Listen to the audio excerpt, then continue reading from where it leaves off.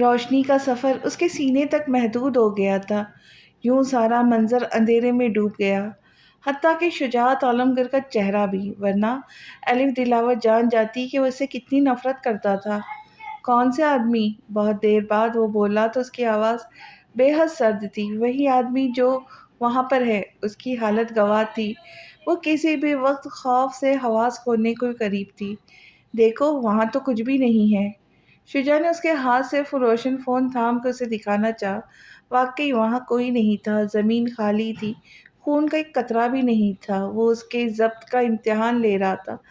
الف کو لگا وہ سچ میں پاگل ہو گئی ہے، نیند میں ہے یا پھر خواب میں، ورنہ 2 منٹ پہلے یہاں 2 لاشیں پڑی تھی۔ شجاع نے فون دوبارہ اس کے ہاتھ میں دے دیا اور وہاں سے ہٹ گیا۔ اسی سڑک پر ذرا دور ایک گاڑی کی ہیڈ لائٹس آن تھی، اس میں بیٹھ گیا۔ اس کا دل چاہ رہا تھا وہ واپس جائے اور الف پاشا کو ڈیڈ شوٹ کر دے۔ میں نے سب ہینڈل کر لیا ہے باس، ٹینشن کی کوئی بات نہیں ہے۔ باریچو نے اسے دیکھا، وہ ابھی بھی سڑک کو دیکھ رہا تھا جہاں اب اندھیرے سے ایک لڑکی نمودار ہوئی تھی۔ وہ کسی کو فون کر رہی تھی، شکل سے گھبرائی ہوئی لگ رہی تھی۔ یہ کون ہے باس؟ الف دلاور پاشا۔ لہجے میں نفرت ہی نفرت تھی جبکہ نگاہیں ابھی بھی اسی پر تھی۔ اس نے آپ کو دیکھ لیا کیا؟ وہ اب سمجھا۔ مجھے فرق نہیں پڑتا، تم چلو، وہ پلٹ کر بولا۔ مگر باس، اس نے پولیس کو، میں نے کہا نا مجھے فرق نہیں پڑتا۔ وہ ایک دم وحشی بن گیا۔ سوری باس، باریچو نے سہم کر کہا اور گاڑی آگے بڑھا دی۔ سوچو کہ بھنور میں اس قدر الجھی ہوئی تھی کہ اسے احتشام کی آمد کا علم ہی نہیں ہو سکا۔ اسے دیدہ زیب نظروں سے دیکھتے ہوئے خود سے بیگانہ ہو گیا۔ نظریں اس کی کلائی پر بھٹکی تو اسے احساس ندامت نے آ لیا۔ اس نے ہاتھ بڑھا کر اس کی کلائی تھام لی، زلف کو جیسے کرنٹ نے چھو لیا۔ ڈونٹ ٹچ می، وہ یوں دربدکی جیسے اسے اچھوت کی بیماری ہو۔ سوری، وہ خجل سا ہو گیا۔ اسے لگا زلف کا یہ رویہ سفینہ خانم کی وجہ سے ہے، مگر زلف تو سرتاپا خشش میں گھری ہوئی تھی۔ وہ پہلے سے زیادہ اس کی پرواہ کرنے لگا تھا، اس کی جانب متوجہ ہونے لگا تھا۔ یہ اس کے لیے اچھی علامت نہیں تھی۔ وہ اس سے دور بھاگ رہی تھی، وہ اتنا ہی نزدیک آتا جا رہا تھا۔ عجیب سا خوف تھا، وہ سوچتی تو اندر تک کانپ جاتی۔ احتشام نے میڈیکل باکس لا کر اسے تھمایا، جو اس نے خاموشی سے تھام لیا۔ تم نے کہا تھا کہ آپ کہو تو مجھے، وہ بپر کر بولی۔ احتشام نہ چاہتے ہوئے بھی مسکرا دیا۔ آپ نے کہا تھا کہ اگر کسی سے محبت کرنا چاہتے ہو تو سب سے پہلے خود سے محبت کرنا سیکھو۔ تو اسے آگ لگ گئی محبت کے نام پر، جبکہ مقابل سکون میں تھا۔ اس کی آنکھوں میں الوہی چمک تھی جو دھیرے دھیرے اسے برزخ میں اتار رہی تھی۔ تو یہ کہ میں اس پر عمل کرنے کی کوشش کر رہا ہوں۔ اچھی بات ہے، وہ پھر اس کی بات کاٹ کر خشک لہجے میں بولی۔ احتشام لب بھیج کر رہ گیا۔ کچھ اور نہیں کہیں گے؟ زلف نے آنکھ اٹھا کر اسے دیکھا۔ تادیر اس کی آنکھوں میں نہیں دیکھ سکی، جانے کیوں۔ جواب دیے بغیر ہیل سے پیر آزاد کر کے اس کی نظروں سے دور چلی گئی، جن سے وہ وحشت محسوس ہونے لگی تھی۔ احتشام لمبی سانس کھینچ کر صوفے پر گر سا گیا۔ کیوں مام، کیوں کرتی ہے آپ ایسے؟ جب بھی بات بنتی نظر آتی ہے آپ بگاڑ دیتی ہے۔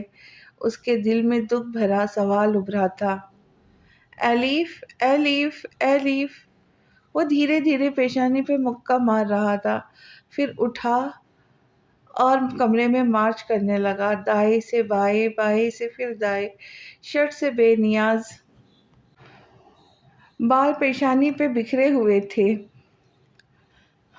کارپیٹ پر سگریٹوں کی راکھ کی جا بجا ڈھیر ہائپر ٹینشن اور فرسٹریشن کی جانب اشارہ کر رہے تھے۔ تمہاری زندگی جہنم بنا دوں گا میں الف۔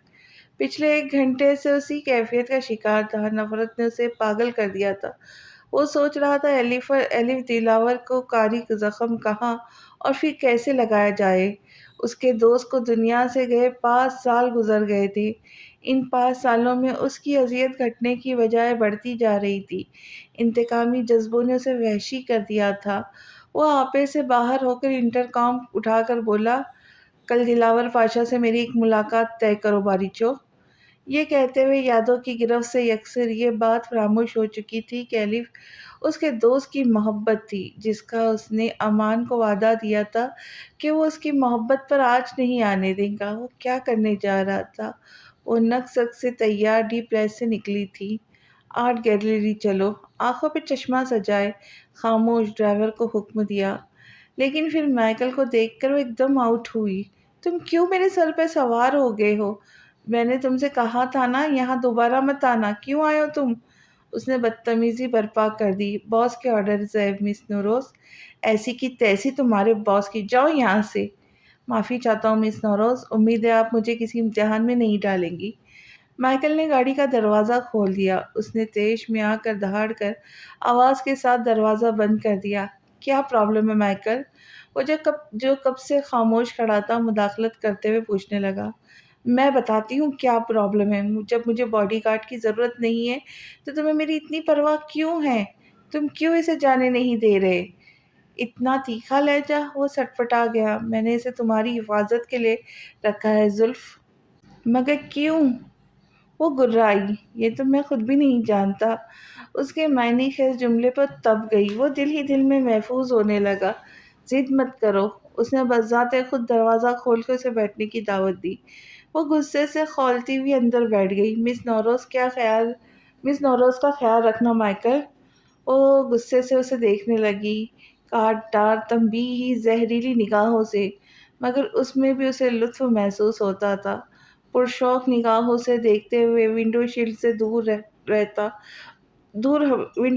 دور ہٹا، بالوں کو سہلاتے ہوئے انرجی ڈرنک ٹیبل پر رکھی۔ وہ جم سے ورک آؤٹ کر کے واپس آیا تھا۔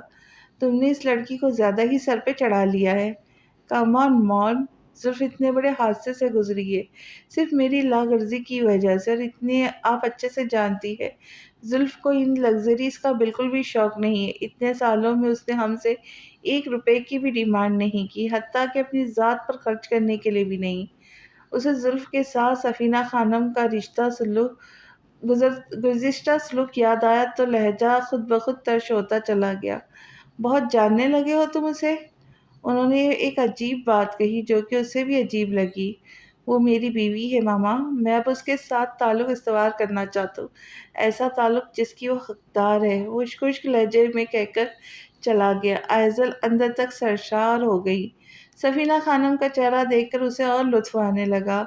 وہ اپنے بیٹے کی دشمن تو نہیں ہو سکتی تھی، پھر کیوں ان دونوں کے ساتھ ایک ساتھ نہیں دیکھ سکتی تھی؟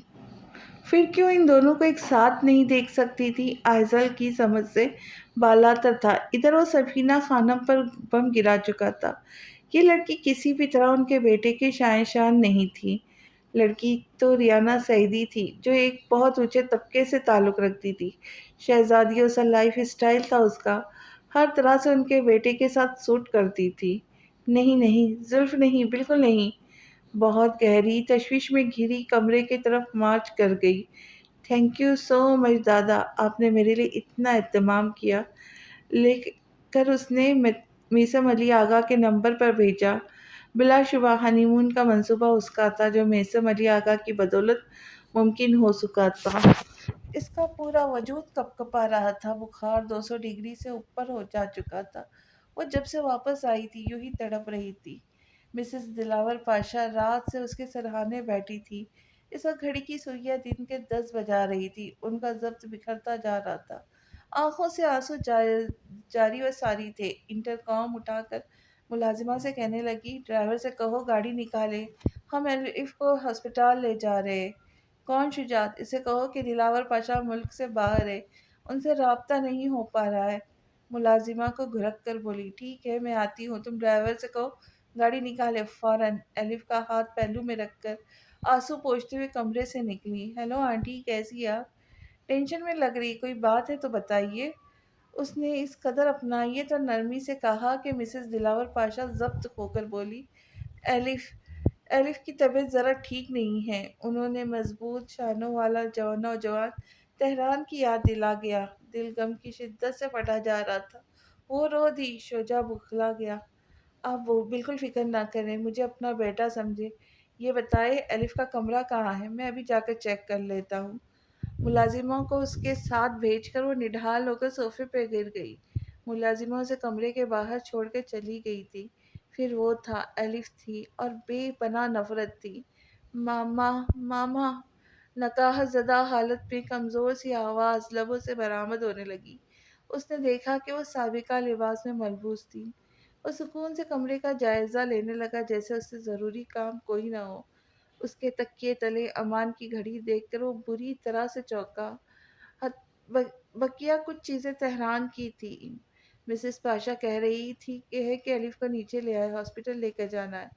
ملازمہ نے مداخلت کرتے ہوئے کہا۔ اس نے سر ہلا کر امان کی گھڑی جیب میں ڈال لی، اسے مضبوط بازو میں اٹھا کر نیچے لے آیا۔ آپ نے کہا تھا ذرا سی، مگر ان کی تو بہت طبیعت خراب ہے، دیکھیے بے ہوش ہو گئی ہے۔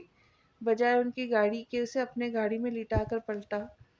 طبیعت تو آپ کی بھی ٹھیک نہیں لگ رہی، آپ آرام کریں، تب تک بھروسہ کریں میں الف کو صحیح سلامت واپس لے آؤں گا۔ نہیں بیٹا، مجھے بھی ساتھ چلنا چاہیے۔ اس کا دلاسا انہیں مطمئن نہیں کر سکا۔ ٹھیک ہے چلیے، وہ مانتا ہی بنا۔ بلیک پینٹ کوٹ میں ملبوس، سلکی سیاہ بال کندھوں پہ بکھرے، باقی ہائی ہیل میں متوازن چال چلتی تیزی سے چلی آ رہی تھی۔ آستینوں کو کہنیوں تک کھینچا ہوا تھا۔ دائیں ہاتھ میں دستاویزات تھے، جن میں سے ایک اس نے قریب آ کر انسپکٹر ایڈی کو تھمایا، جس کی نگاہیں ابھی بھی اس کا جائزہ لینے میں مہوت تھی۔ اس نے ہاتھ بڑھا کر کاغذ کا پلندہ تھام لیا۔ آج کیا بہانہ ہے آپ کے پاس مس دل نشیں معز درانی؟ وہ کاٹ ڈال لہجے میں چبا چبا کر پوچھنے لگا۔ میرے پاس وارنٹ ہے، میں مجرموں سے کچھ سوال جواب کرنا چاہتی ہوں۔ وہ لا تعلقی اختیار کرتے ہوئے بولی، تاہم اس شخص کی گہری نگاہیں اسے زہر لگ رہی تھی۔ کیا سوال جواب کرنا چاہتی ہیں آپ؟ مجھ سے پوچھیں، میرے پاس آپ کے ہر سوال کا جواب ہے۔ جانے کیوں اسے غصہ آ گیا۔ وارنٹ کو مٹھی میں بیچتے ہوئے تندی سے بولا، نگاہ ایک پل بھی اس سے ہٹی نہیں تھی۔ آپ کے پاس طویل لسٹ ہے جس میں دلاسے ہے، صفائیاں ہے، خیالات ہیں، لیکن میرے سوالوں کے جوابات نہیں۔ میرا دل آپ کے مفروضوں سے پہلنے والا نہیں، نہ ہی مجھے تسلی ہو سکتی ہے۔ آپ سنیے میرے راستے سے، آپ ہٹیے میرے راستے سے، مجھے انویسٹیگیٹ کرنے دیجیے۔ اس کے بدن میں بجلیاں سی کون گئی۔ وہ زخمی شیرنی کی مانند گرائی تو ایڈی کو تیش آ گیا۔ اس نے اس کی کمر کے بکل سے پکڑ کر زور سے اپنی جانب کھینچ لیا اور چبا چبا کر کہنے لگا، تو اپنے اس احمق ترین دل کو سمجھائیے کہ ایک شخص جو مر چکا ہے، اس کی جستجو میں بھٹکنا بیوقوفی ہے۔ اپنی زندگی میں آگے کیوں نہیں بڑھ جاتی آپ؟ 5 سال گزر چکے ہیں، حد ہوتی ہے، لوگ کہاں سے کہاں پہنچ جاتے، آپ ہے کہ تہران پاشا میں اٹکی ہوئی ہے۔ وہ بے رحمی سے زہر اگلتا جا رہا تھا، نشتر جیسے لفظ دل نشی کے دل میں خبے جا رہے تھے۔ اس جسارت کا بہت کڑا جواب دیتی، مگر وہ فوراً پلٹ گیا اور بولا، گیٹ کھول دو، میڈم کو اپنا شوق پورا کرنے دو۔ وہ تیزی سے اپنی گاڑی میں جا کر بیٹھ گیا۔ اسے اتنا غصہ کیوں آ رہا تھا؟ وہ کیا ہر کوئی ہزاروں لاکھوں بار دل کی تسلی کے لیے جیسے چاہے تشریح تفتیش کروا سکتا تھا؟ اپنی تمام بدتمیزیوں کے باوجود وہ لڑکی اس کے دل پر قابض ہو چکی تھی۔ کب؟ وہ جان نہیں سکا۔ شاید 5 سال پہلے، عدالت کے باہر، جب وہ تہران پاشا کے دھوکے پر گریہ وزاری سے آنسو بہا رہی تھی، تب، یا جب ایک رات اس نے جیل میں کاٹی تب۔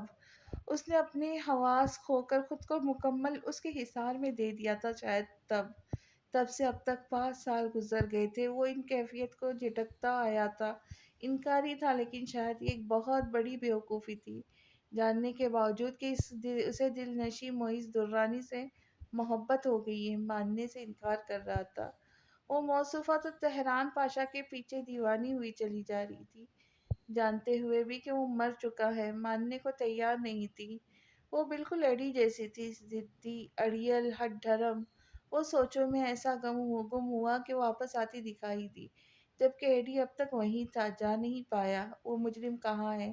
کون سا مجرم؟ وہ تو جیسے اسی کے مخاطب کرنے کا انتظار میں تھا۔ فوراً ٹوکتے ہوئے پہنچا، محسن مرزا کا بیٹا امن مرزا، جس کی سزا کو ابھی 1 سال ہی گزرا تھا۔ اس کی فائل کہاں ہے؟ اس کے متعلق ڈیٹا کیوں نہیں ہے ریکارڈ میں؟ انسپکٹر ایڈی نے یوں کندھے اچکائے جیسے کہہ رہا ہو، ڈیٹا نہیں ہے تو میں کیا کروں؟ تم ملے ہوئے ہو نا؟ اس سارے معاملے میں دل نشی کو مارتا ٹھنکا کون بھرتا ہے آپ کے دماغ میں خناس؟ ایک شخص جو مر چکا ہے، یہ بات ثابت ہو چکی ہے، مگر آپ ہے کہ گڑے مردے اکھاڑنے پر تلی ہوئی ہے۔ کرنے کو دوسرے کام ختم ہو چکے ہیں کیا آپ کے پاس؟ اس کا ضبط جواب دینے لگا، میرا دوست زندہ ہے، خبردار آئندہ اس کے بارے میں اس قسم کے لفظ استعمال کیے تو اپنے عہدے سے برطرف ہو جاؤں گے۔ میری پاور کا بھی تمہیں اندازہ نہیں ہے۔ انگشت شہادت اٹھا کر بے باکی سے آنکھوں میں آنکھیں ڈال کر بولی اور اپنی گاڑی کی طرف بڑھ گئی۔ انسپکٹر ایڈی مٹیاں بھیج کر سوچتے رہ گیا، اس لڑکی کی محبت کی کوئی انتہا ہی نہیں تھی۔ آج اسے منسٹری آف ڈیفنس کے ہنگامی اجلاس میں طلب کیا گیا تھا۔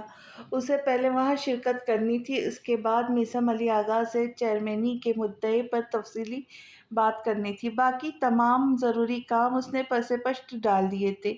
شمالی علاقہ جات میں اسلحے کی اسمگلنگ کا واقعہ پیش آیا تھا۔ سیکورٹی عملے نے اس واردات کو ناکام بنا دیا تھا۔ واردات میں 5.56 mm کی گولیاں برآمد کی گئی تھیں۔ گاڑیوں کی چیکنگ کے دوران مزید IDF گولیاں برآمد کی گئیں۔ سیکورٹی فورسز مشتبہ افراد کو گرفتار کرکے تفتیش جاری تھی۔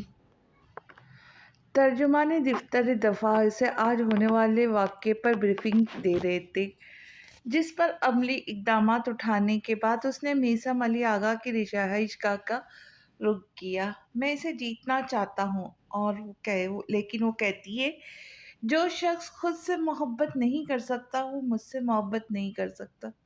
وہ کہتی ہے، میرے جیسے شخص کے ساتھ خوش نہیں رہ سکتی۔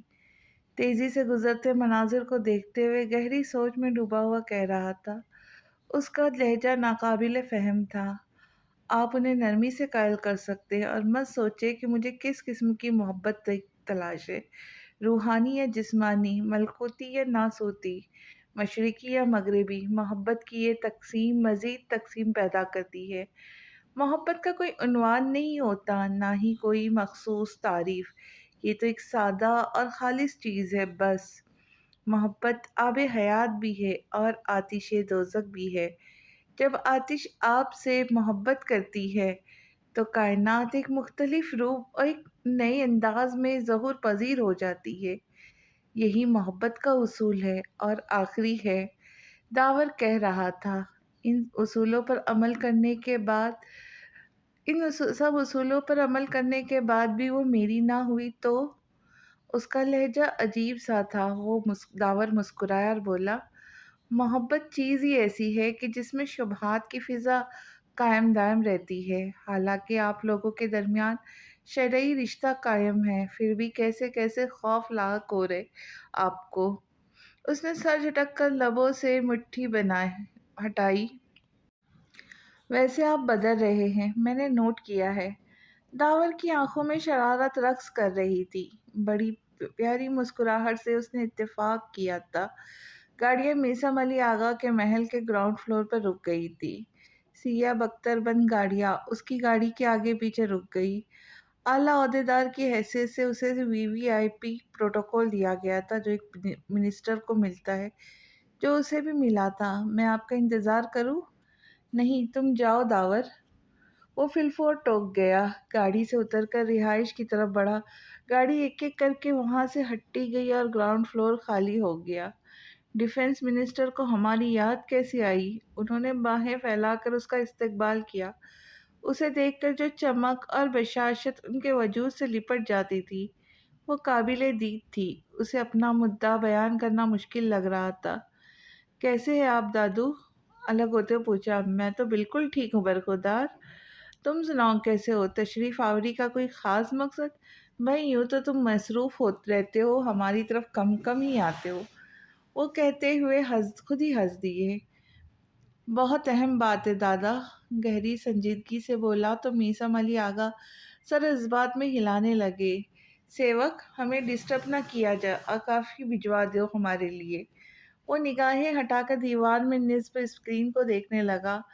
بلٹن میں اس کی تازہ ترین فوٹیج چل رہی تھی، جس واقعے پر وہ ابھی بھی بریفنگ دے کر آیا تھا۔ تم کھڑے کیوں ہو؟ بیٹھو نا۔ وہ دونوں آمنے سامنے صوفہ پہ براجمان ہو گئے۔ دادا، میں آپ کے فیصلے سے متفق نہیں ہوں۔ میں پہلے ہی بہت کچھ کر رہا ہوں، بزنس اور ملٹری جاب۔ خدا را، یہ بہت بڑی ذمہ داری ہے، اور اس سیٹ پر فرات کا حق ہے، امن مرزا کا حق ہے۔ میں اس سیٹ کا حقیقی وارث نہیں ہوں آگا۔ میسم علی آغا نے اسے بہت تحمل اور بردباری سے سنا اور بولے، یہ سیٹ کسی کا وراثتی حق نہیں، پہلی بات۔ دوسری بات یہ کہ سیاسی داؤ پیچ کی سمجھ بوجھ رکھنے والے ہی سیٹ کی اصل حقدار ہے۔ میں فرات اور امان جیسے بیوقوف جذباتی لڑکوں کے ہاتھوں میں اقتدار نہیں تھما سکتا، جو خود اپنی زندگی کی الجھن نہیں سلجھا سکتے۔ وہ کیا پارٹی کی قیادت سنبھالیں گے؟ آپ کو مجھ پر اتنا یقین کیوں ہے؟ اس نے خشک لہجے میں پوچھا۔ وہ مسکرا دیے اور بولے، تم کیا ہو تم خود نہیں جانتے۔ رکو، میں تمہیں سمجھاتا ہوں۔ تم 15 سال کے تھے جب میرے پاس آئے تھے، اور میں نے تمہاری سبھی پیشانی پر پڑھ لیا تھا کہ تمہارا ستارہ بہت روشن ہے۔ اب سنو، تمہیں میں نے ایک کمپنی دی تھی جس کا تم نے امپائر کھڑا کر دیا۔ FMS industries, companies, universities, hospitals, یہ سب تمہارے تدبر اور حکمت عملی کا نمونہ ہے۔ لوگ تمہیں پہچانتے ہیں، پسند کرتے ہیں، آئیڈیلائز کرتے ہیں۔ تمہاری سیاسی مستقبل بہت روشن ہے، کیونکہ تم نئی نسل کے نمائندہ ہوں گے۔ وہ تمہیں کامیاب بھی کریں گے، پرچارن بھی کریں گے، پھر ہر زبان پر تمہارا نام ہوگا، ماسکو تمہاری مٹھی میں ہوگا اور ہم راج کریں گے۔ وہ طویل تفصیل کے بعد انجانی فتح کے سرور میں مسکرائے۔ اقتدار کا نشہ ان کے سر چڑھ کر بول رہا تھا، مگر پھر بھی مطمئن نہیں تھا۔ بے چینی سے پہلو بدلنے لگا۔ دادا، مجھے وقت چاہیے۔ تو یہ طے تھا کہ اسے سیاسی لیڈر نہیں بننا تھا۔ وقت لے لو، مگر جواب ہاں میں ہونا چاہیے۔ کل سیاسی پارٹی کا اجلاس بیٹھے گا۔ اکثریت تو ویسے ہی تمہارے حق میں ہے، باقیوں کی حمایت بھی تمہارے حق میں جائے گی۔ تم خود کو تیار کر لو جتنا جلدی ہو سکے۔ ان کے لہجے میں تحقق تھا، احتشام کو اب کوفت ہونے لگی تھی۔ آپ میرے ساتھ زبردستی نہیں کر سکتے دادا۔ اس کے عاجزانہ صورت دیکھ کر وہ نہ چاہتے ہوئے ہنس پڑے۔ سیوک، کافی لے آؤ۔ گردن موڑ کر حکم دیا۔ کوئی آپ کوئی اعتراض سننا نہ چاہتے ہو۔ وہ بیزار سا سانس لے کر کرسی کے پشت سے لگ گیا۔ سیوک بوتل کے جین کی طرح کافی لے کر حاضر ہوا۔ مسلسل 2 گھنٹے کے انتظار کے بعد بخار کا زور ٹوٹا تھا۔ ڈاکٹرز کا کہنا تھا اسے اسٹریس اور ڈپریشن سے دور رکھا جائے، ورنہ اس کے دماغ کی نسیں پھٹ سکتی ہے۔ 5 سال کا عرصہ کم نہیں ہوتا بیٹا۔ میری بچی یہ اذیت 5 سال سے برداشت کر رہی ہے، جب سے تہران اس دنیا سے گئے ہیں۔ میں نے اور دلاور نے تو کسی طرح سے خود کو سنبھال لیا ہے، مگر ایلف کو بہت گہرا صدمہ پہنچا ہے۔ میری بچی بہت ٹوٹ گئی ہے۔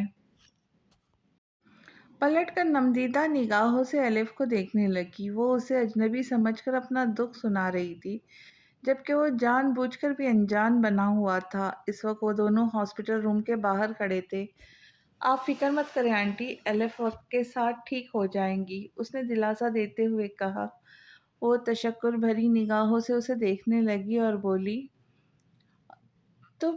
تمہارے آنے کا مقصد تو پورا نہیں ہو سکا بیٹا۔ دلاور ملک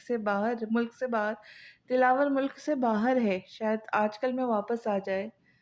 مقصد تو کب کا پورا ہو گیا آنٹی، اس نے دل میں سوچا اور کہنے لگا، دلاور صاحب آئے تو ان سے کہیے گا کہ شجاعت عالمگیر آیا تھا، مجھے ان سے بہت اہم بات کرنی ہے۔ اس نے خاص انداز سے ایلف کو دیکھتے ہوئے کہا۔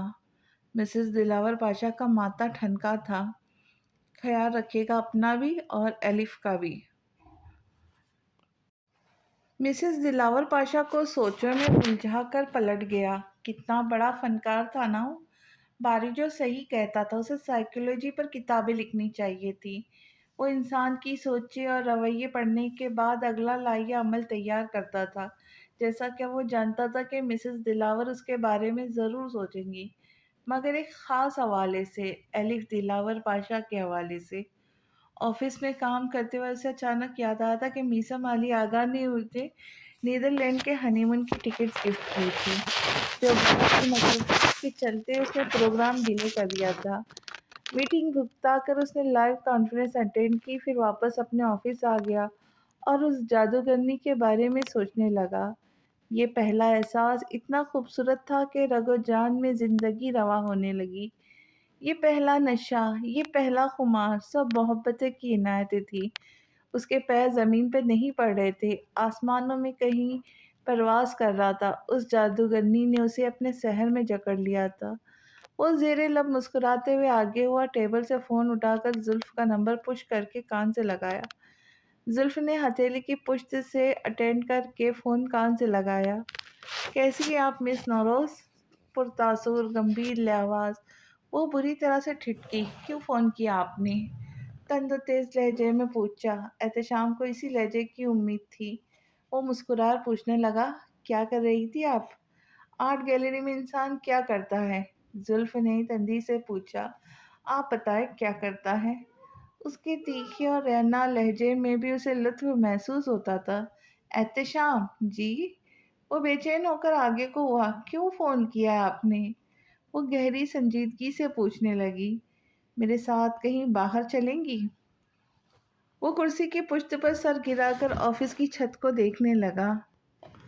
باہر کہاں؟ جہاں صرف آپ کے اور میرے علاوہ کوئی نہ ہو۔ وہ بری طرح سے چونک کر اٹھی۔ ہنی مون؟ ہاں، وہ اسے ہنی مون پر لے جائے گا۔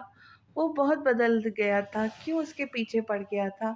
یہ سب نرمی اس سے بات کرنے کا نتیجہ تھا۔ وہ خود کو کوسنے لگی۔ مس نوروز، آپ سن رہی ہیں؟ ہم بعد میں بات کریں گے اس بارے میں۔ اسے چاروں نہ چار کہنا پڑا۔ ٹھیک ہے، ڈنر پر ملتے ہیں، اس نے کہہ کے فون ٹیبل پر ڈال دیا۔ اس کے اندر تک سنسنی خیز ہیجان اور سرشاری کی لہریں پھیلتی چلی گئی۔ ایک خوبصورت صحرا نے دل میں ڈیرا جما لیا تھا۔ اب وہ اسے جیتنا چاہتا تھا، مگر کیسے؟ صوفے کی پشت پر سر ٹکا کر آنکھیں مون لی۔ باس، داور آپ سے ملنا چاہتا ہے، اسے اندر بھیج دو۔ وہ آنکھیں کھول کر سیدھا ہوا بیٹھ گیا۔ کیسے ہیں آپ؟ میں ٹھیک ہوں، بیٹھو۔ وہ آنکھیں کھول کر سیدھا ہو بیٹھا۔ کیسے ہیں آپ؟ میں ٹھیک ہوں، بیٹھے، اس نے نشست کی جانب اشارہ کرتے ہوئے کہا۔ دو مشتبہ افراد جنہیں ہم نے گرفتار کیا تھا، ان میں سے ایک کا کہنا ہے اسے فون پر پیغامات کے ذریعے آرڈرز ملتے تھے۔ پیسے اور لوکیشن وغیرہ فون کے ذریعے موصول ہوتی تھی۔ اس شخص نے کبھی ملنے یا کال کرنے کی کوشش نہیں کی۔ ہم نے فون نمبر کی لوکیشن وغیرہ بھی ٹریس کروائی، مگر کوئی فائدہ نہیں ہوا۔ ہر بار ایک نیا نمبر سامنے آتا ہے نئی لوکیشن کے ساتھ۔ وہ تمام لوکیشنز بھیڑ بھاڑ والے علاقوں کے ہیں۔ یہ کون ہے جو یہ تک جانتا ہے کہ زلف کہاں جاتی ہے، کس سے ملتی ہے؟ وہ اٹھ کر کرسی کے کران پر دونوں کلائیاں رکھ کر جھکا۔ یہ واقعی تشویشناک بات ہے، کوئی بہت نزدیک سے نقل و حرکت آبزرو کر رہا ہے۔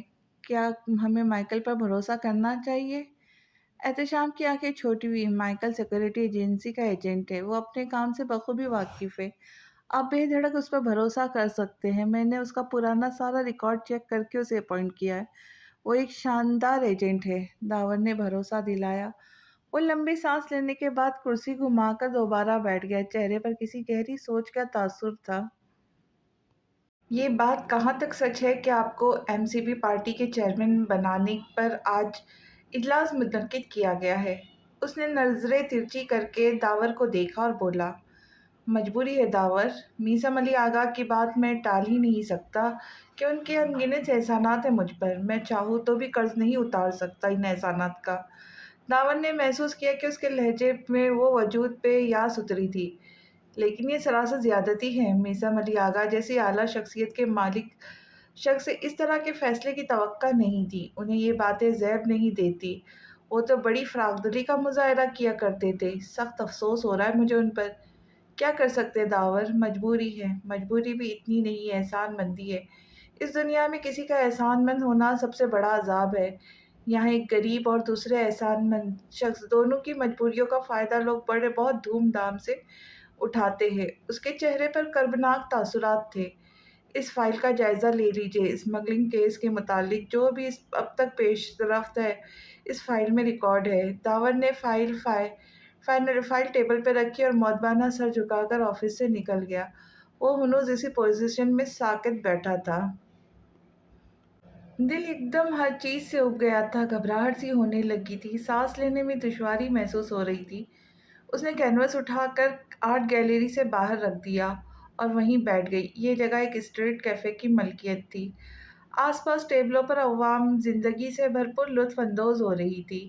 ایک وہیں اکتائی اکتائی بیزار سی لگ رہی تھی۔ احتشام کی باتوں اور اس کے رویوں نے اسے بری طرح ڈسٹرب کر دیا تھا۔ وہ نہ تو جانے سے منع کر سکتی تھی، اس کے پاس کوئی ٹھوس وجہ نہیں تھی، نہ ہی اس کے ساتھ جانا چاہتی تھی۔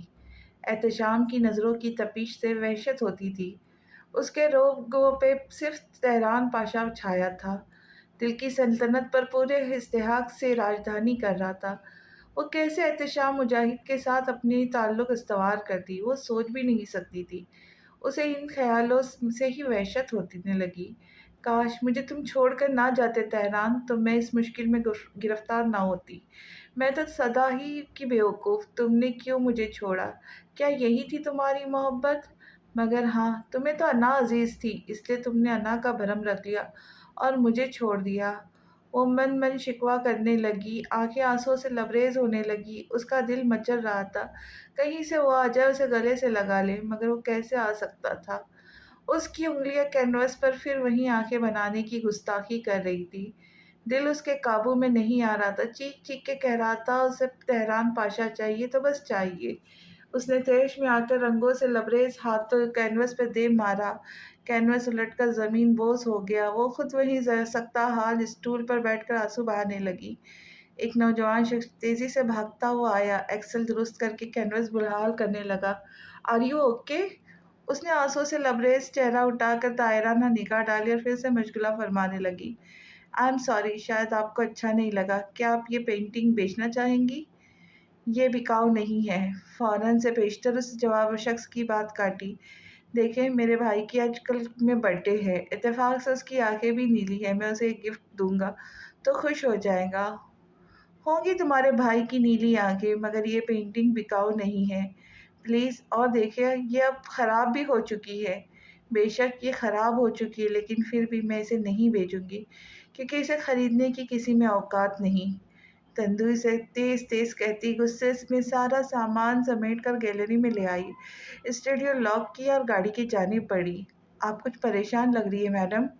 کچھ مت پوچھو مائیکل، گھر چلو، مجھے بس گھر جانا ہے، اس نے تھکی تھکی سی آواز میں کہا اور سیٹ کی پشت سے سر ٹکا لیا۔ دل بہت اداس تھا، آنسوؤں سے دوستی تو بہت پرانی ہو چکی تھی، اب تو جب جب وہ یاد آتا آنسو بھی بن بلائے مہمان کی طرح چلے آتے تھے۔ نہ سلام نہ دعا، تم سارے ادب و آداب بھول گئی ہو کیا لڑکی؟ یہ کیا حالت بنا رکھی ہے تم نے اپنی؟ سفینہ خانم کے گہرے طنز پر اسے اپنی حالت کا احساس ہوا۔ ہاتھوں پر رنگ ابھی تک لگا ہوا تھا، شرٹ کے اوپری 2 بٹن کھلے تھے، بالوں میں لگی پینی ڈھیلیں پڑ گئی تھی، لٹیں بکھر کر گالوں کے گرد چپک گئی تھی۔ سفینہ خانم کی بدگمانی کی ایک وجہ اس کی طبیعت کی لا غرضی بھی تھی۔ وہ چاہتی تھی ریانہ سعیدی کی طرح زلف بھی ہمیشہ نق شق سے تیار ٹھاٹ باٹ کے ساتھ رہا کرے، جبکہ وہ یہ سب شوق ایک خاص شخص کے لیے مخصوص کر چکی تھی۔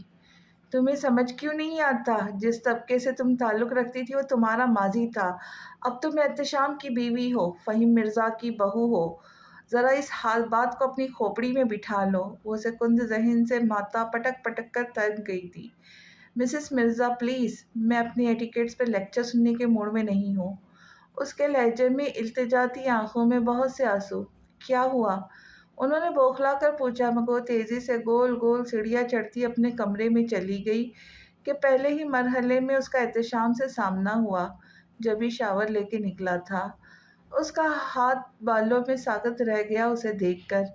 زلف کو اس کی موجودگی کی توقع نہیں تھی، وہ آفس سے رات دیر تک لوٹتا تھا، تو پھر آج شام کو ہی کیوں آ گیا تھا؟ وہ اکیلے میں بہت سا رونا چاہتی تھی۔ زلف، کیا ہوا تمہیں؟ وہ تیزی سے پلٹ گئی۔ احتشام نے لپک کر اسے روکا تھا۔ کیا کہاں جا رہی ہو اور ہوا کیا ہے؟ کسی نے کچھ کہا ہے تم سے؟ پلیز کچھ مت پوچھیے، مجھے رونا آ رہا ہے، میں صرف رونا چاہتی ہوں۔ کتنی فطری سی معصومیت تھی اس کی چہرے پر۔ اس کی روئی روئی سی بلوری آنکھوں نے احتشام کو پاگل کر دیا تھا۔ اسے دیکھ کر اس کا ضبط جواب دے گیا۔ وہ اس سے لپٹ کر زار و قطار رونے لگی۔ اس کے ہاتھوں سے سارے رنگ احتشام کے جسم پر بکھر گئے۔ اس نے میرے ساتھ اچھا نہیں کیا احتشام، وہ مجھے چھوڑ کر کیسے جا سکتا ہے؟ اسے تو مجھ سے محبت تھی۔ وہ اس کے سینے سے لگی پاگلوں کی طرح شکوے شکایت کرتی حواس کھو رہی تھی، تو وہ کہاں حواسوں میں تھا؟ وہ تو کسی جادو کے زیر اثر ساکت و جامد کھڑا تھا۔ وہ تو اسے بالکل لفٹ نہیں کرواتی۔ پھر آج ایسی جسارت وہ یقیناً حواس میں نہیں تھی۔ دل الگ جنونی ہو رہا تھا۔ اس کا سارا جنون، سارا نشہ حیران ہو جاتا ایک بار جو اپنی بیوی کے لبوں سے اس کے محبوب کے عشق کے داستان سن لیتا۔ بہت دھیرے سے ٹاول اس کے ہاتھوں سے چھوٹ کر زمین پر گر گیا۔ اس کے کمر کے گرد بازو مائل کر کے سینے میں بھینچ لیا۔ وہ گھڑی کہاں ہے؟ مجھے وہی گھڑی چاہیے۔ اس نے چلا چلا کر پورا گھر سر پر اٹھا لیا تھا۔ میری جان، تہران کے کمرے میں بہت سی چیزیں پڑی ہیں، تم ان میں سے لے لو، وہ گھڑی کہیں کھو گئی ہے۔ مسز پاشا کہہ کہہ کر تھک چکی تھی، اب اس کی طبیعت قدرے سنبھلی تھی۔ وہ جیسے ہی اس کے حواس ذرا سنبھلے، اس نے چیخ چیخ کے سب کو جمع کر لیا تھا، اس بات سے بے خبر مسز پاشا کہ وہ گھڑی تہران کی نہیں تھی، اسے کب سے بہلا رہی تھی، مگر اس نے ایک نہ سنی۔ کس نے میری ایلف کو تنگ کیا؟ پاپا! دلاور پاشا کی آواز سن کر بے قراری سے آنسو بہاتے ہوئے ان سے لپٹ کر رونے لگی۔ مسز پاشا نے بھی دلاور کی آمد پر سکون کا سانس لیا تھا۔ وہ گھڑی میرے لیے بہت معنی رکھتی تھی بابا۔ دلاور لب بھیج کر رہ گئے۔ وہ بھی اسی دھوکے میں تھے کہ وہ تہران کی چیزوں کے پیچھے دیوانی ہوئے جا رہی ہے۔ چیزیں تو ایک نشانی ہوتی بیٹا، ان کے کھو جانے پر اتنا واویلا نہیں کرنا چاہیے، اور ویسے بھی بعد میں چیزوں کو سنبھال سنبھال کر رکھنے سے کیا حاصل ہوگا؟ ہم صرف خود کو تکلیف دیں گے۔ جانے والوں کے بعد کو تو بس ان کی یادیں ہی ہمارے لیے قیمتی سرمایہ ہوتی ہے، چاہے وہ یادیں ایک پل کے لیے ہی کیوں نہ ہو۔ ان کے لہجے میں پیاس تھا، آنکھوں میں دکھ عہد آیا۔ ان کی باتوں پر ایلف کا دل مزید دکھی ہو گیا، اس کے آنسوں میں شدت آ گئی۔ اسے سمجھائیے دلاور، اسے سمجھائیے، میں اپنا جوان بیٹا کھو کر بہت مشکل سے جی رہی ہوں، اس سے کہہ کر سنبھل جائے، مجھے مزید دکھ نہ دے۔ مسز دلاور پاشا خفگی اور ناراضگی کا برملا اظہار کرتے ہوئے اٹھ کر کمرے سے چلی گئی۔ ہم پر رحم کھاؤ ایلف، تم دونوں نے ہمیں وقت سے پہلے بوڑھا کر دیا ہے۔ آج جب ضبط کی تنابیں ہاتھ سے چھوٹ گئی، دلاور پاشا کی آنکھوں سے آنسو جاری ہو گئے۔ Sorry papa, I am so sorry, میں آئندہ خیال رکھوں گی، میں آپ کو تنگ نہیں کروں گی، وہ بچوں کی طرح ریکویسٹ کر رہی تھی۔ دلاور پاشا اس کا سر تھپک کر وہاں سے چلے گئے۔ کوئی شجاعت عالمگیر آئے تھے کل یہاں، آپ سے ملنا چاہتے تھے۔ بہت دیر بعد اسٹڈی کا دروازہ کھٹکا کر ان کا مینیجر اندر آیا تھا۔ ٹھیک ہے، اسے کل آفس بلوا لو، وہیں ملتے ہیں اس سے، وہ سرسری سا کہہ کر خود کو کمپوز کرتے ہوئے اٹھے۔ مینیجر سر ازبات میں ہلا کر واک آؤٹ کر گیا۔ رائل بلو ٹیو پیس میں ملبوس وجاہت کا دوسرا نام شجاعت عالمگیر تھا۔ وہ ڈیشنگ ہیرو لگ رہا تھا۔ باس، سب خیریت تو ہے؟ باریچو نے ہچکچا کر پوچھا۔ فی الحال تو خیریت ہی ہے، آگے کا پتہ نہیں، اس نے گاگل سیٹ کرتے ہوئے لاپرواہی سے کہا اور گاڑی کا دروازہ کھول کر بیٹھ گیا۔ دراصل باریچو اس کی خاص تیاری کو دیکھ کر اندر ہی الجھ گیا تھا۔ باریچو بطور خاص آج اس کا ڈرائیور تھا۔ دلاور پاشا کے آفس چلو، مگر تمہارا مگر کسی دن تمہاری نوکری پر لات مار دے گا۔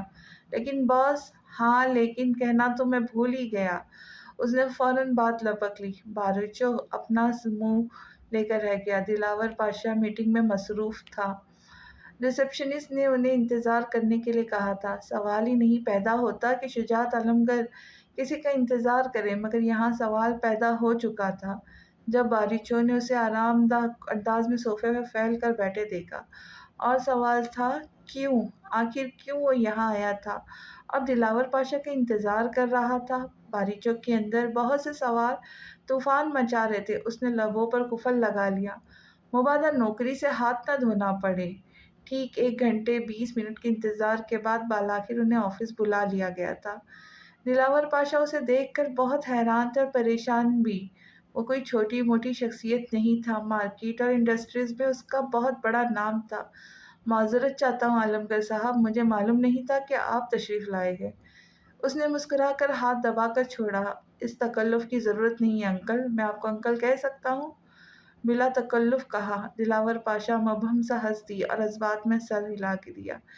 جبکہ باریچو گش کھا کر گرنے کے قریب تھا۔ اتنی خوش مزاجی تو ادھار میں بھی نہیں ملتی، وہ کہاں سے لایا تھا؟ کیا لینا پسند کریں گے آپ، ٹی یا کافی؟ کافی وداؤٹ شوگر، وہ فی الفور بولا۔ کافی آرڈر کر کے دلاور پاشا نے خوشگوار تاثرات سے سامنے بیٹھے نوجوان کو بغور دیکھا تو شجاعت عالمگیر نے بھی کمر کس لی۔ کھیل شروع ہو چکا تھا۔ میں ایک خاص مقصد سے آیا ہوں۔ دراصل الف مجھے پسند نہیں کرتی، یا ہو سکتا ہے پسند نہ کرے، یہ میرا ذاتی خیال ہے۔ میری آپ سے گزارش ہے کہ میری سفارش کر دیجیے الف سے۔ ہاں ہاں ہاں بھائی، اس معاملے میں تو میں کچھ نہیں کر سکتا۔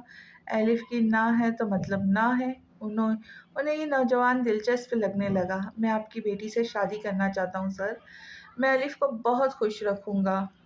اب کی بار ذرا سنجیدگی اور متانت سے بولا۔ اس کی بات سن کر دلاور پاشا سوچ میں پڑ گئے۔ دیکھو بیٹا، الف پچھلے چند سالوں میں بہت بدل گئی، جس کی وجہ میں سب جانتا ہوں انکل، آپ فکر مت کریں، میں اس کا بہت خیال رکھوں گا۔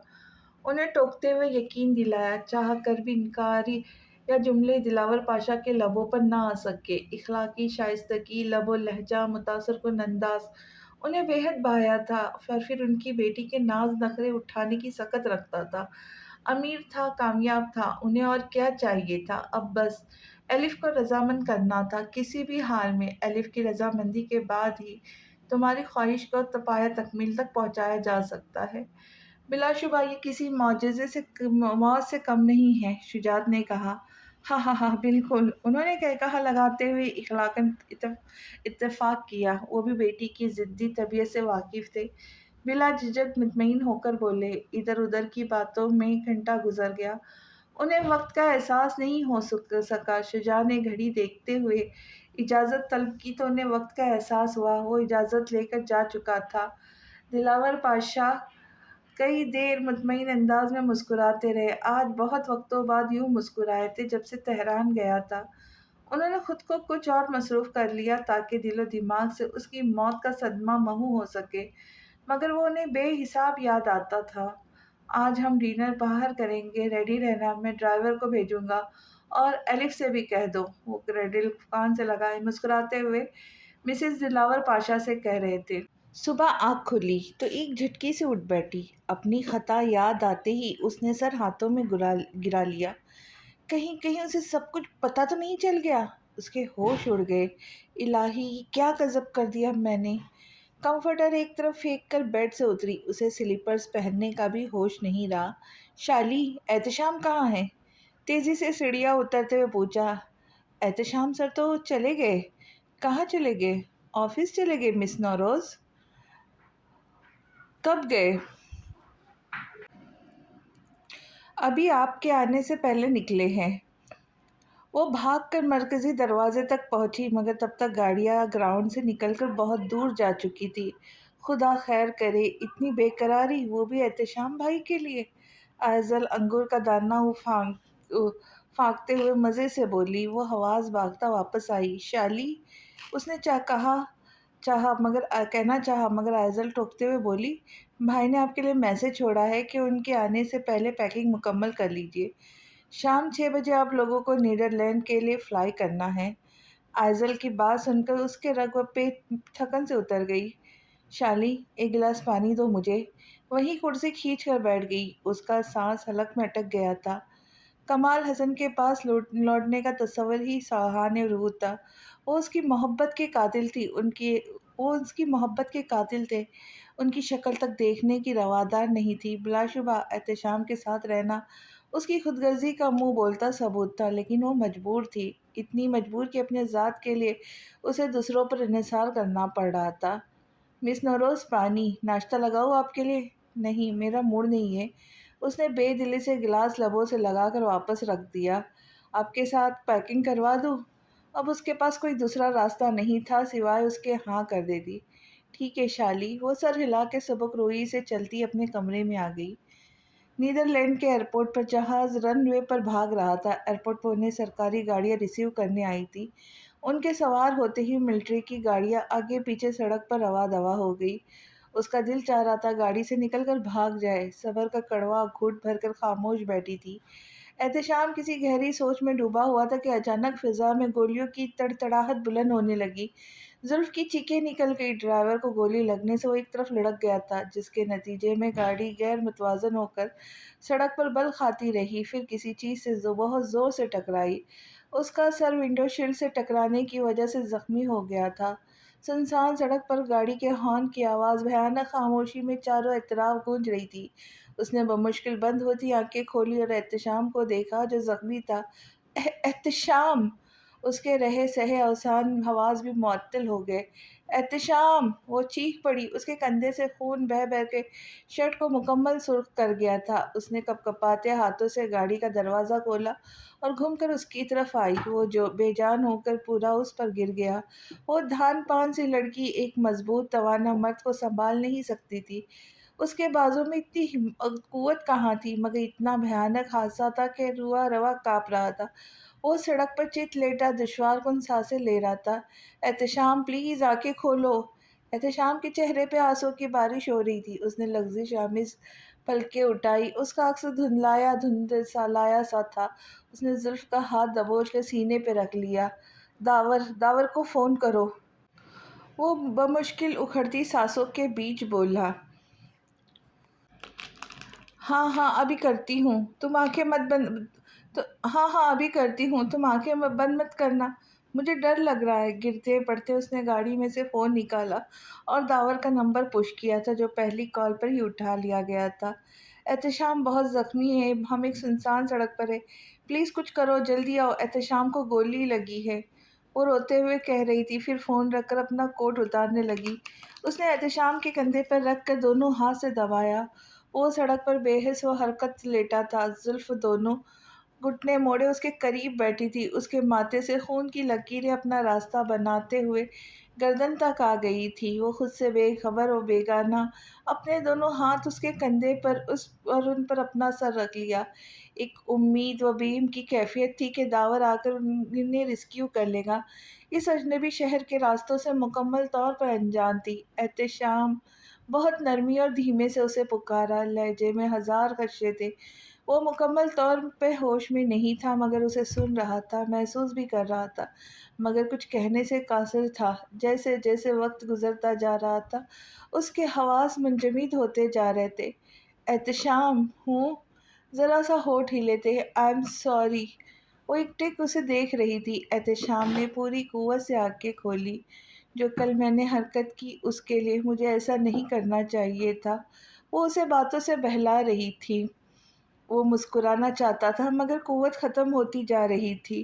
بالآخر اس کے حواس مکمل طور پہ جواب دے گئے۔ جانے دے کتنی دیر گزری تھی کہ اسے بہت سی گاڑیاں آتی دکھائی دی۔ احتشام اٹھو! اس نے کندھا ہلایا مگر جواب ندارت۔ وہ انجانے خوف سے اسے جھنجھوڑنے لگی۔ احتشام آنکھیں کھولو! وہ چلائی۔ اتنے میں داور بھاگتا ہوا قریب آیا۔ دیکھو کچھ بول نہیں رہا۔ دیکھو یہ کچھ بول نہیں رہا۔ ہٹیں آپ، مجھے دیکھنے دیں۔ اسے کچھ ہو گیا ہے داور۔ آپ ہٹیں تو صحیح مس نوروز، مجھے دیکھنے دیں۔ وہ تشویش سے چیختا اس پر جھکا تھا۔ پلس بہت دھیمی سے بھی کم رفتار سے چل رہی تھی۔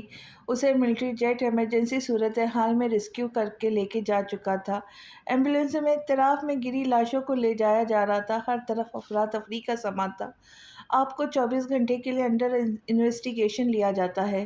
آفیسر جس کے کندھے پر 3 ستارے لگے ہوئے تھے زلف سے مخاطب ہوا۔ مگر کیوں؟ وہ ہکا بھکا رہ گئی۔ اس نے داور کو دیکھا۔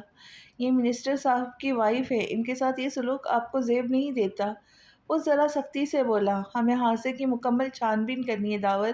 ایسا کیسا ہو سکتا ہے کہ سب زخمی ہوں گے، کچھ مر گئے، کچھ بچ گئے اور انہیں کچھ بھی نہیں ہوا؟ یہ بھی زخمی ہے، داور نے باقاعدہ توجہ دلائی۔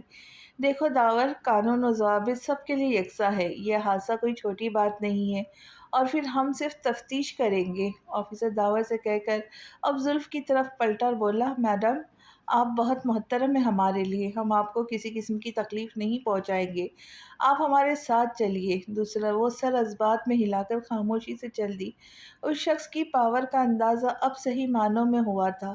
وہ لوگ اسے منسٹر کہہ رہے تھے، احتشام منسٹر بھی ہے؟ وہ اس کے ساتھ رہ کر اتنی بے خبر کیسے تھی؟ اس شخص کی زندگی سے حملہ کیسے ہوا؟ میں نہیں جانتی۔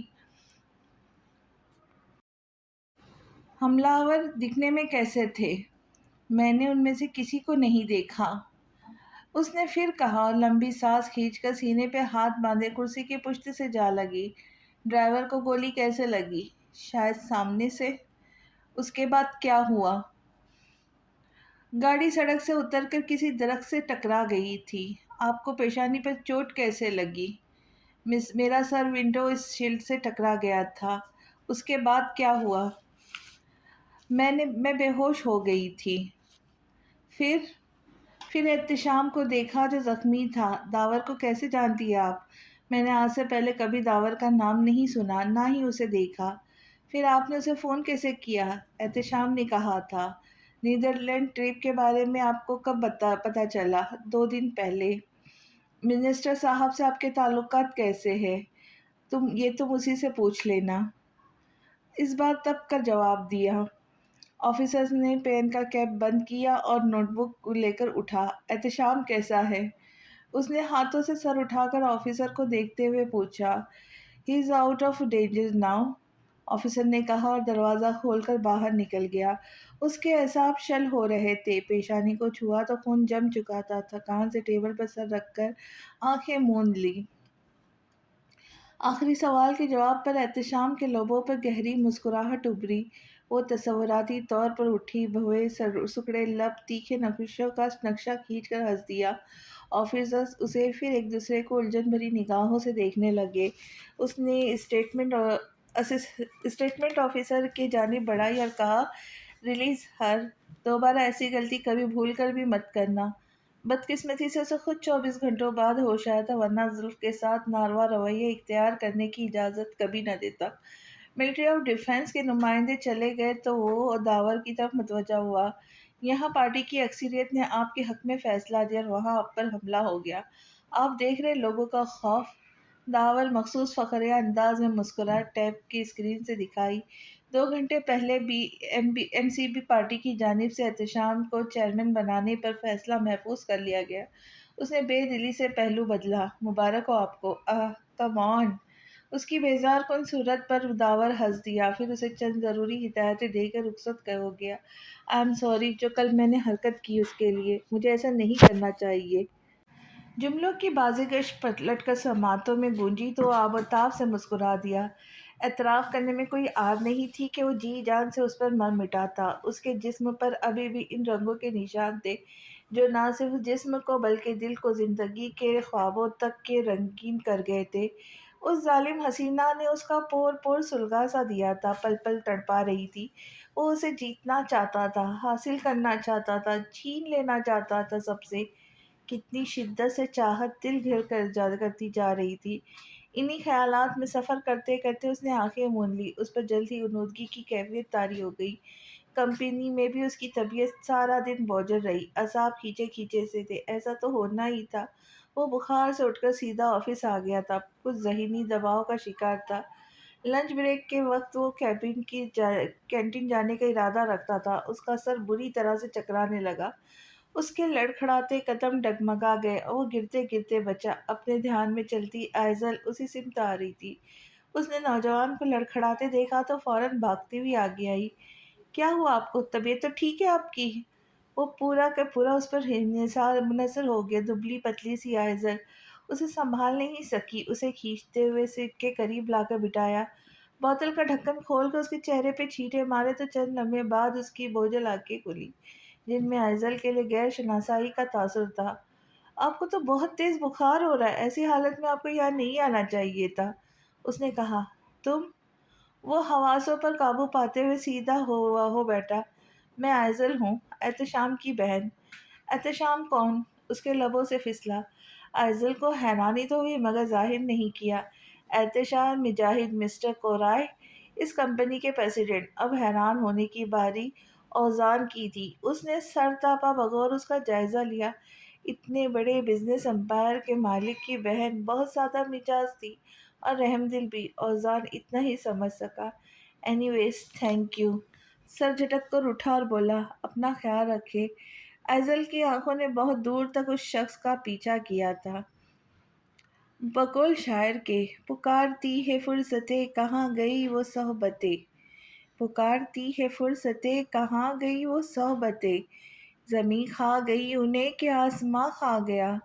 اب تو لگتا تھا کہ فرصت ہی فرصت تھی، اب تو لگتا تھا کہ فرصت ہی فرصت تھی، مگر صحبت نہیں تھی، وہ رفاقت نہیں تھی، وہ رفیق نہیں تھے، جو تھے وہ بدل گئے تھے، جو تھے وہ بدل گئے تھے۔ وہ سب تو کہتے تھے دل نشیں ان کا دل تھی، کوئی یوں بھی اپنے دل سے بے خبر ہو جاتا ہے کہ اس کا حال تک نہیں پوچھتا، کوئی یوں بھی اپنے دل کو زندہ درگور کرتا ہے۔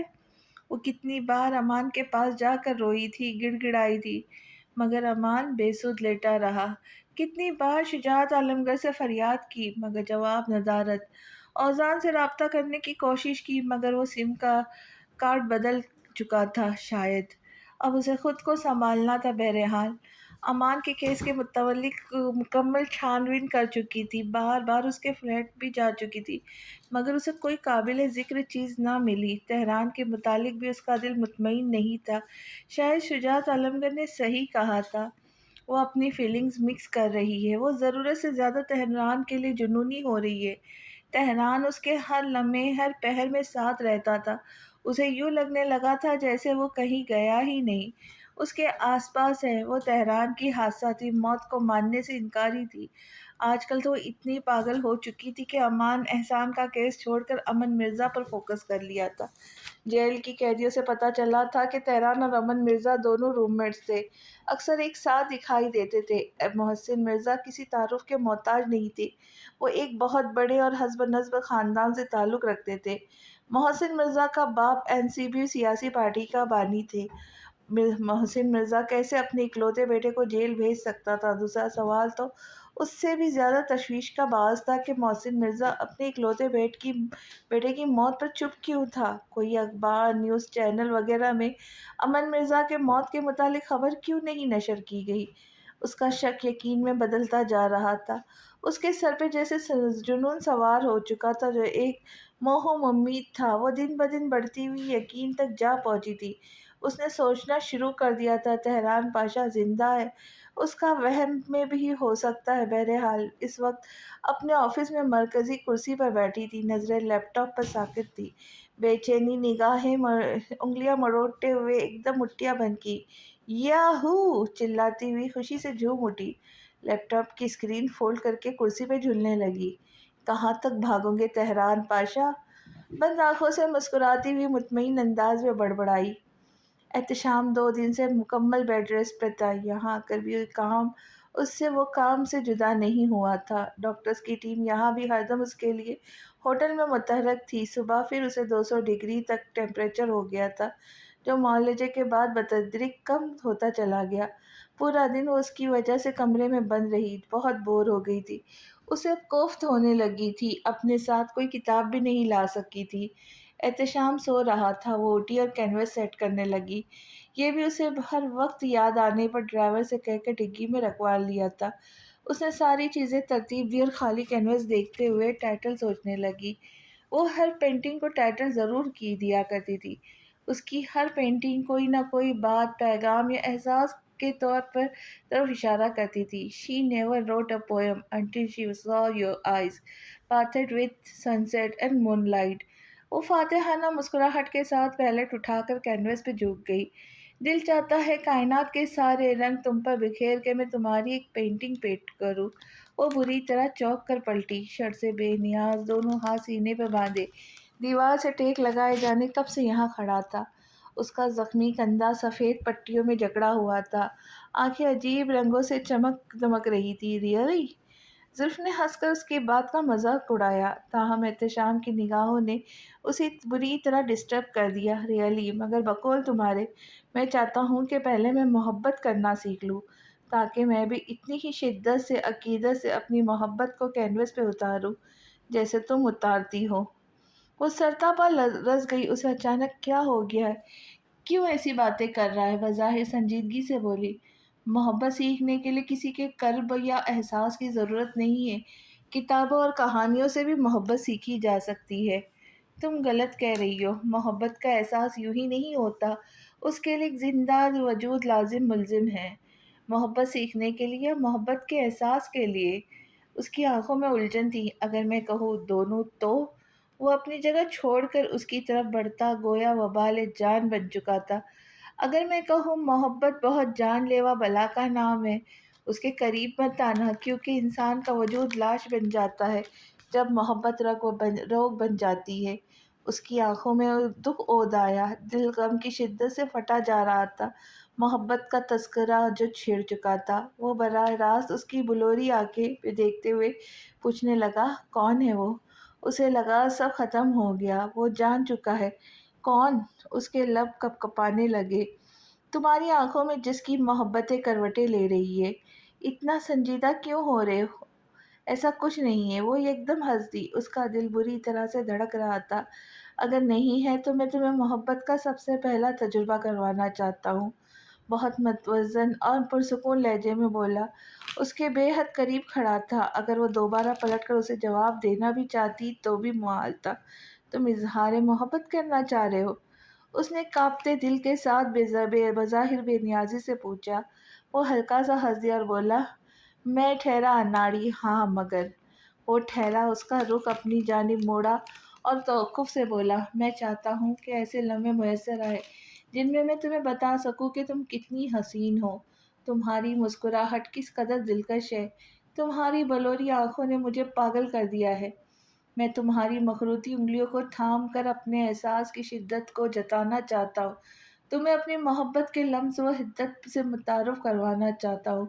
تمہیں محبت سے جیتنا چاہتا ہوں۔ مجھے اب تمہاری ہی جستجو ہے، میری تلاش تم پر ختم ہو چکی ہو۔ تم ہی میری اول و آخر ہو، تم ہی میری منزل ہو۔ مدھم دھن کے مانند الفاظ اس کے لبوں سے ادا ہوئے اور زلف کو ساکت و جامد کر گئے۔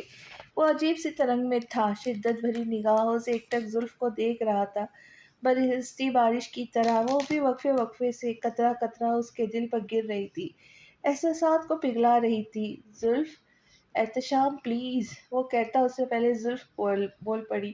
اس کی سانسیں تیز تیز چل رہی تھی۔ بالآخر وہی ہوا جس کا ڈر تھا۔ احتشام مجاہد کو اس سے محبت ہو گئی تھی۔ اور کتنا دور بھاگوں گی مجھ سے؟ بے قراری سی بے قراری تھی لہجے میں۔ مجھے وقت چاہیے۔ اس نے آنکھیں بند کر لی۔ وہ تادیر اس کی طلبگار نگاہوں کا مقابلہ نہیں کر سکتی تھی۔ تمہیں اتنا وقت دے چکا ہوں کہ مزید کوئی گنجائش باقی نہیں رہی۔ آج میں تمہارے سارے اعتراض تم سے چھین لوں گا۔ تم ساز بھی میری مرضی سے لوں گی اب۔ اس کے لہجے میں دیوانگی تھی، جنون تھا، شدت تھی۔ تم زخمی ہو، کچھ اپنا ہی خیال کر لو۔ وہ اس کی التجا سنی انسنی کر کے اپنی تمام تر شدتوں سمیت اس کی طرف بڑھا اور آہنی گرفت میں جکڑ لیا۔ زلف کو لگا اب وہ اسے نہیں روک سکے گی۔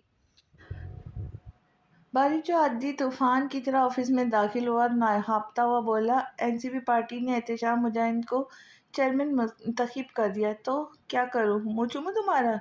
بہت بشاشت نوی سنائی ہے، مبارکباد پیش کروں؟ کیا کروں؟ شجاعت لٹ مار انداز میں بولا۔ باریچو کا رنگ پھیکا پڑ گیا۔ تمہیں اور کوئی کام نہیں ہے؟ سوری باس، آہستگی سے کہہ کے پلٹ گیا۔ اس نے ایک دو لمحے باریچو کی بات پر غور کیا، پھر پین اٹھا اور دانستہ سرخ رنگ کا کاغذ کا انتخاب کیا۔ جھک کر چند سطریں لکھے، چٹ موڑ کر کریڈٹ اٹھایا۔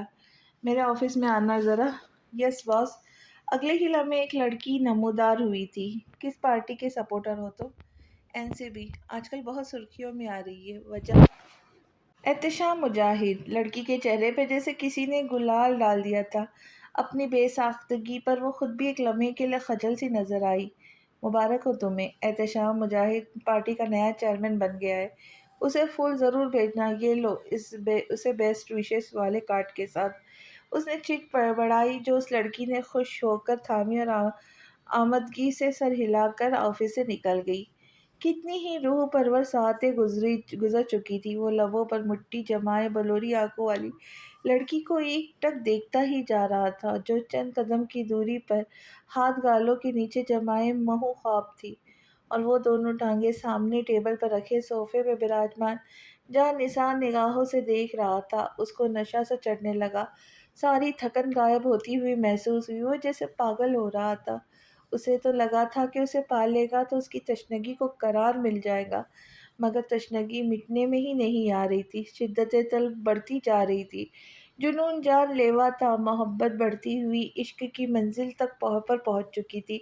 اس کا دل چاہ رہا تھا اس سوئی ہوئی لڑکی کو جھنجھوڑ کر والہانہ آوارفتگیوں سے پاگل کر دے، مگر وہ ایسا نہیں کر سکتا تھا۔ فون کی تھرتھراہٹ پر گہرے خیال سے چونکا۔ دادا؟ اس نے فوراً پیشتر کال اٹھائی۔ کیسے ہو برخوردار؟ ڈسٹرب تو نہیں کیا؟ وہ پوچھنے لگے۔ بہتر ہوں پہلے سے دادا، آپ کیسے؟ اس وقت فون کیا، سب خیریت ہے؟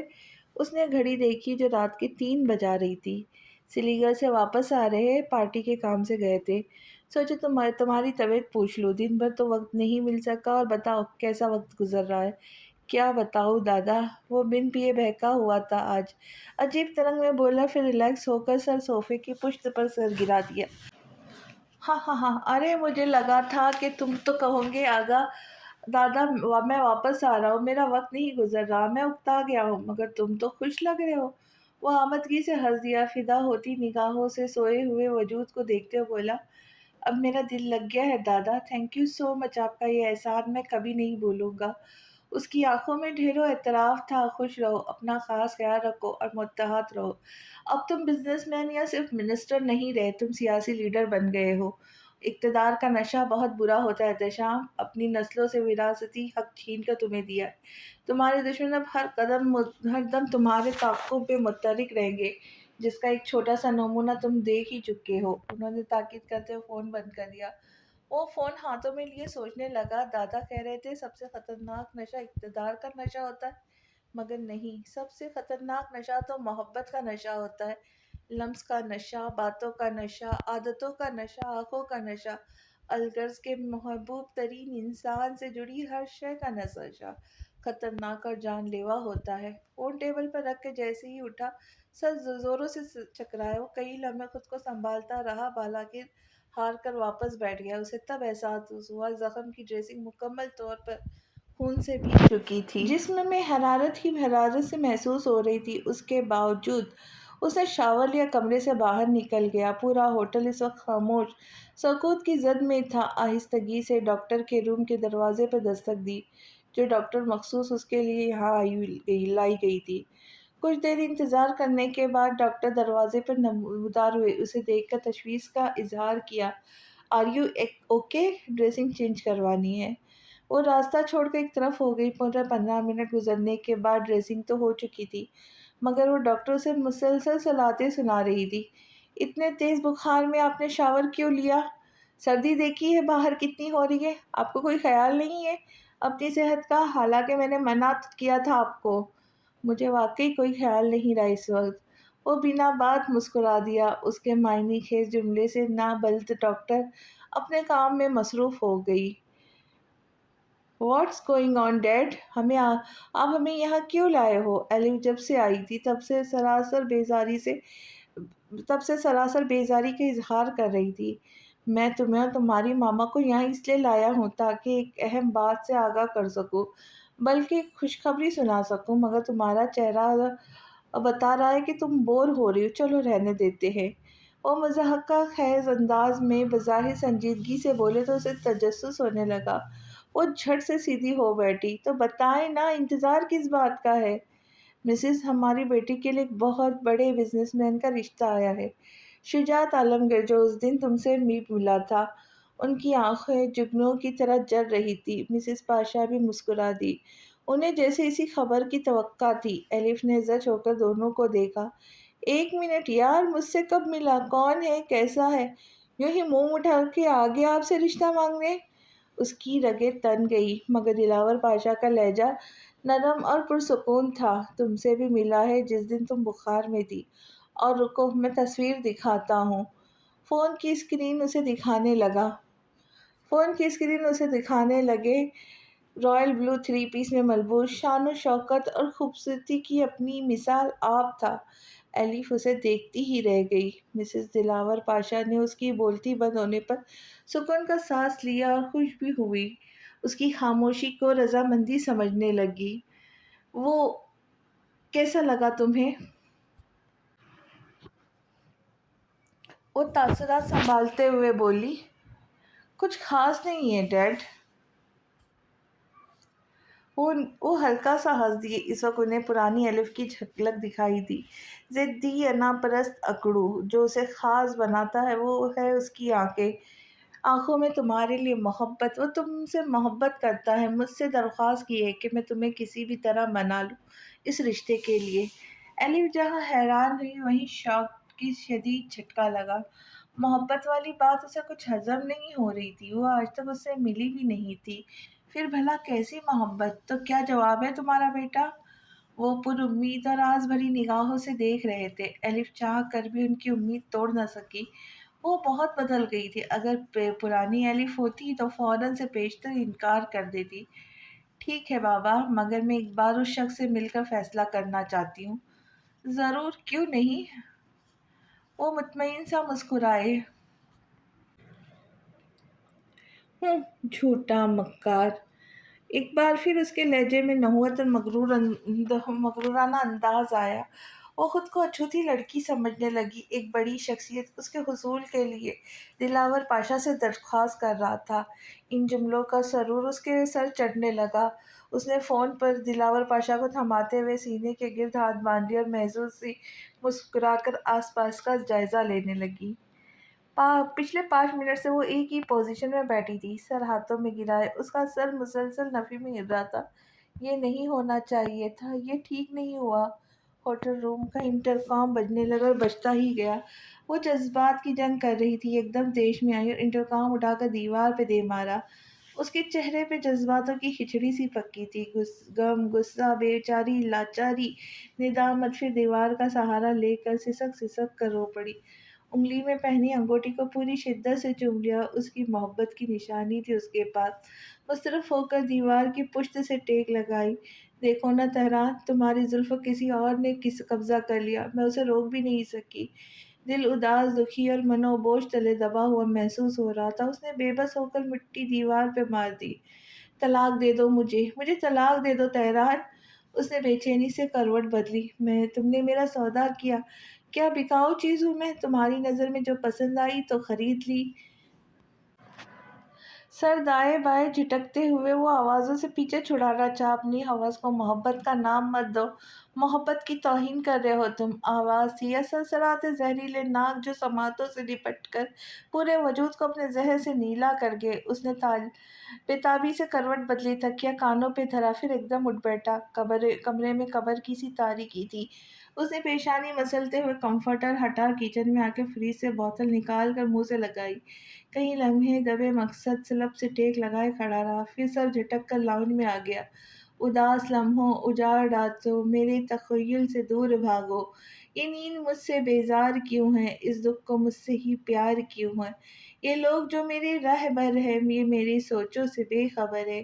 یہ مجھ سے کہتے ہیں تتلیوں پر، جگنوؤں پر کتاب لکھوں، کہ چاہتوں کا نصاب لکھوں۔ انہیں میں کیسے بتاؤں کہ اب بہار موسم گزر چکا ہے، اوداس بے کل خزاں کا موسم ہمارے دل میں اتر چکا ہے۔ ہمارے کہکہوں کا، خوشیوں کا وہ دور کب کا گزر چکا ہے۔ اب تو جینا وبال اپنا، اب تو جینا وبال اپنا، نہ روپ و رنگ و جمال اپنا تھا جس کو تھوڑا خیال اپنا۔ وہ شخص تو تب کب کا بچھڑ چکا ہے، وہ شخص کب کا بچھڑ چکا ہے۔ یہ امن کی آواز تھی۔ اپنے مخصوص انداز میں آنکھیں بند کیے خیالوں کی دنیا سفر کر رہا تھا۔ تہران اس کے سحر انگیز انداز بیان اور لفظوں میں کہیں جکڑا رہا، پھر آگے بڑھ کر لائٹس آن کر دی۔ کون ہے یار؟ اس نے بدمزگی سے آنکھیں کھولی، گردن موڑ کر دیکھا تو تہران کھڑا تھا۔ ساری رات الو کی طرح جاگتے رہتے اور دن بھر بستر توڑتے ہو۔ اس کے سامنے صوفے پر نیم دراز ہو گیا۔ چند سالوں میں ان کے درمیان تعلق خاصا گہرا ہو گیا تھا۔ انسومنیا کا نام سنا ہے کبھی؟ امن مرزا انسومینیا کا شکار ہے۔ اس کے لہجے میں عجیب دکھ تھا، یاسیت تھی، اداسی تھی۔ تم بے سکونی کا شکار ہو؟ ہاں، جیسے کہ تم، وہ فوراً بولا۔ تہران اسے دیکھ کے رہ گیا، بولا کچھ نہیں، میرے سر میں درد ہو رہا ہے۔ اس نے زور سے آنکھیں میچ کر کھول لی۔ تمہیں اکثر سر درد کی شکایت رہتی ہے، ڈاکٹر کو کیوں نہیں دکھاتے؟ امن کے انداز میں تفکر تھا۔ ڈاکٹر کے پاس میرے مرض کا علاج نہیں ہے، وہ بند آنکھوں سے بولا۔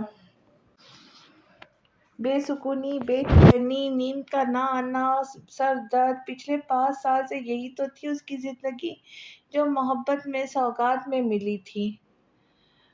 وہ آج تک سنبھل نہیں پایا تھا۔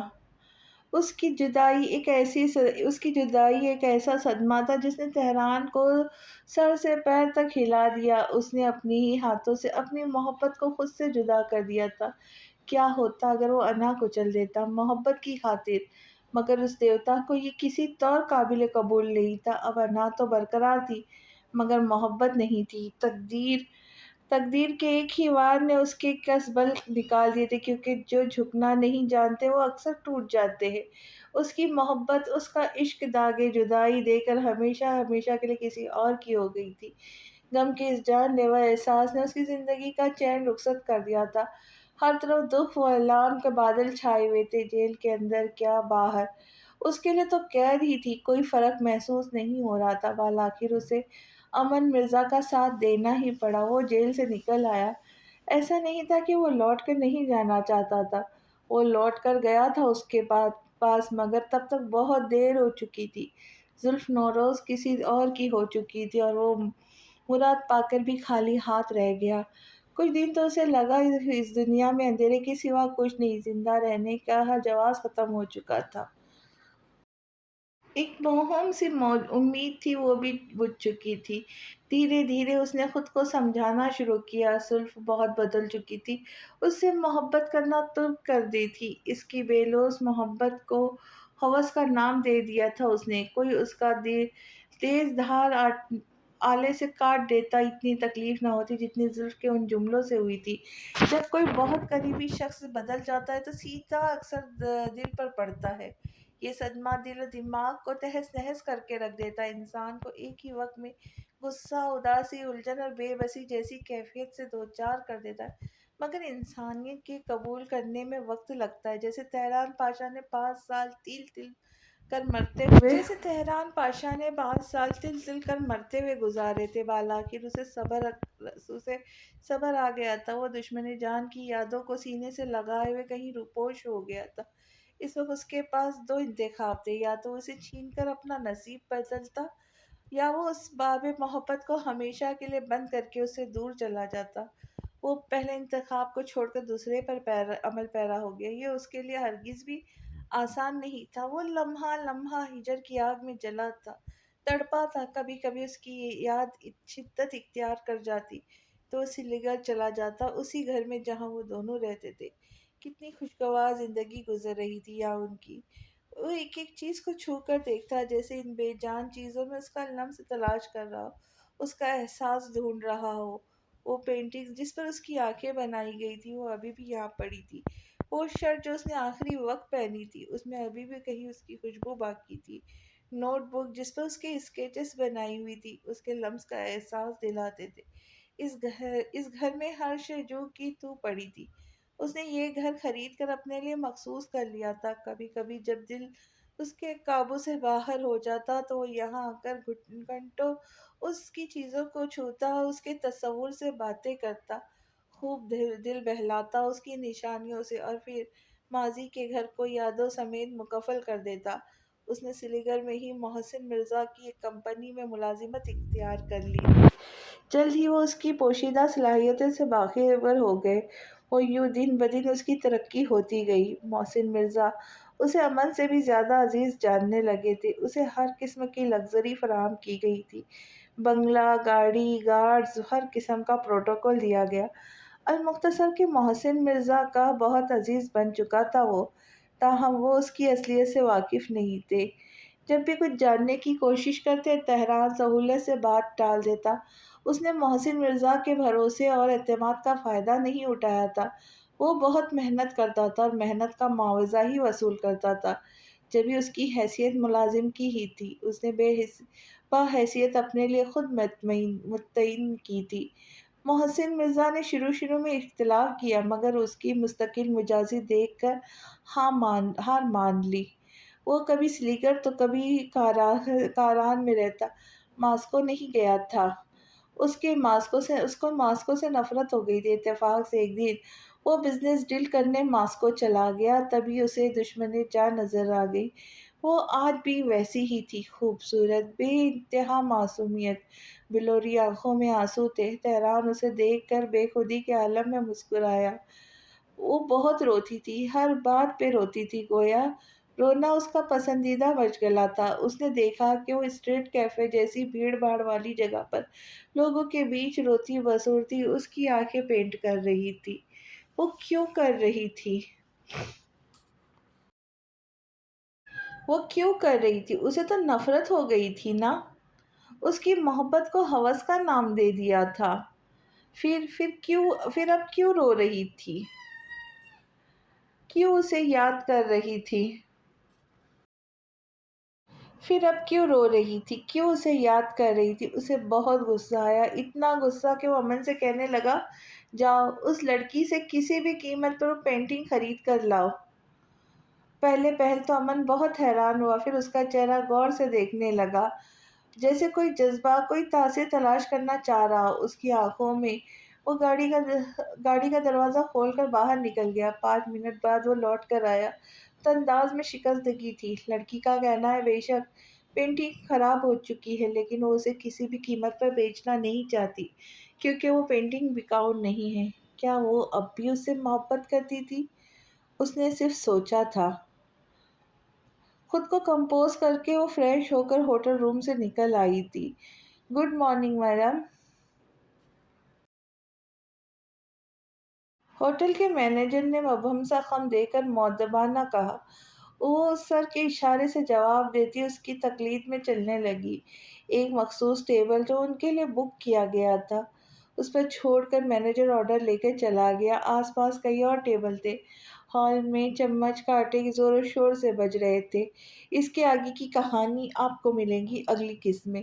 تب تک کے لیے خوش رہے، خوشیاں بانٹیں، اور جانے سے پہلے چینل کو سبسکرائب کریں، ویڈیو کو لائک کریں اور اپنے دوست اور عزیزوں کے ساتھ ضرور شیئر کریں۔ اور ہاں، اگر کسی کے پاس ہائپ کا آپشن آ رہا ہے تو پلیز میری ویڈیو کو ہائپ کر دیجیے، تاکہ میں آپ کے لیے اچھی ویڈیو اور بنا سکوں، اچھی ناول لے کے آپ کے لیے جلدی آ سکوں۔ تو ملتے ہیں اگلی قسط کے ساتھ، تب تک کے لیے خوش رہے، خوشیاں بانٹیں اور دعاؤں میں اپنی اس بہن کو یاد رکھیں۔ اللہ حافظ۔